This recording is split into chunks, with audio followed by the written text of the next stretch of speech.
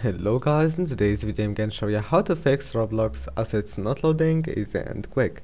First click here and then type task manager, and after that make sure you got free memory and free disk for Roblox. So just click on memory to see application that is using your memory like Google Chrome, as you see here. Right click and end it, and also do the same with all the applications that you know what they do, so you don't close something that your PC needs to run or something like that.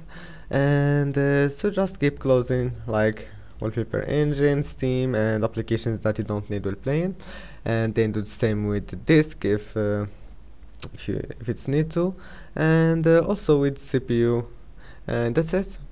And after that just close task manager and go ahead and try again, and if that doesn't fix your problem, then just try to restart your computer, and if that also wouldn't fix it, click here and then type type run, and then type this one here, %temp%, and click OK.